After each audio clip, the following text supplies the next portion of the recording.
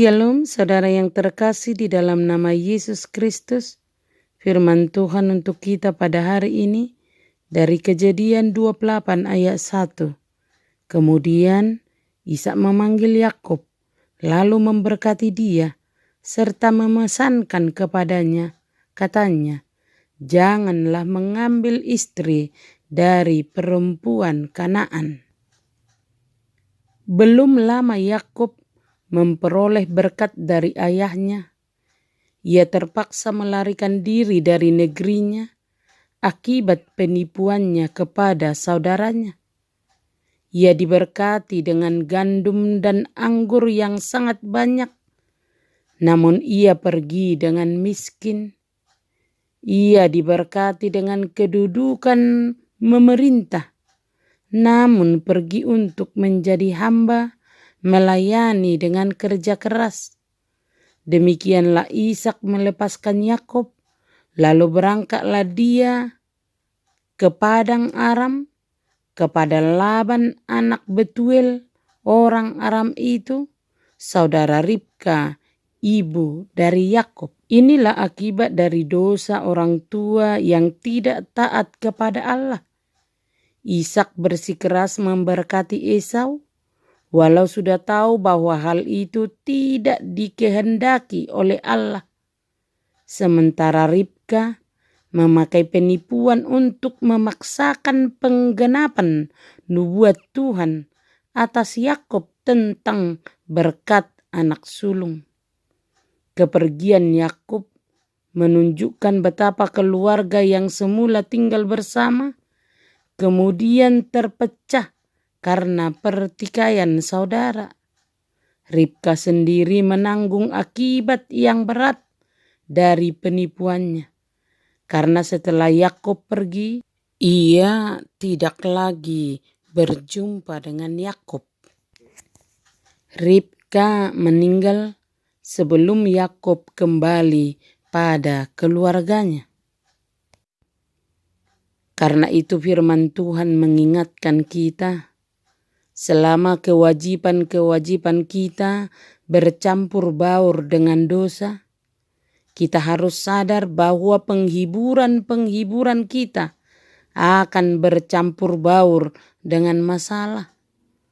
Hal itu terjadi untuk mengajar kita bahwa orang-orang yang mewarisi berkat harus bersiap-siap menghadapi penganiayaan.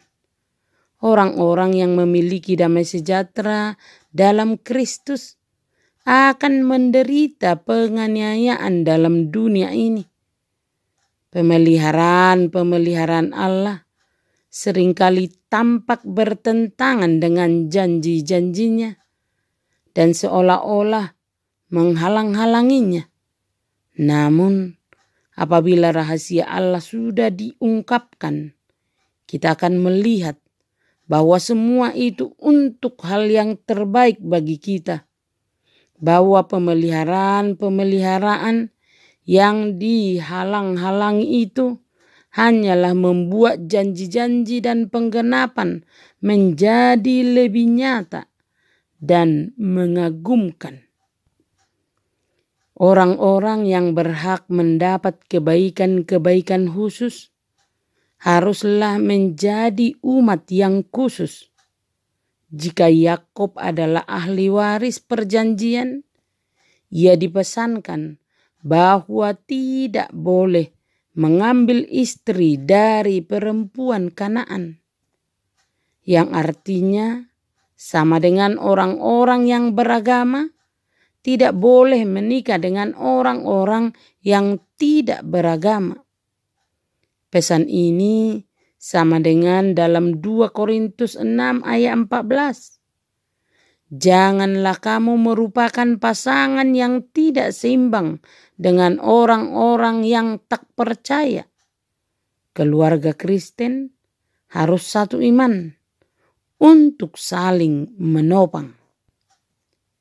Perhatikanlah orang-orang yang mendapat berkat harus menjaga pesan yang ikut ditempelkan kepadanya dan tidak boleh berniat memisahkan apa yang telah dipersatukan oleh Allah.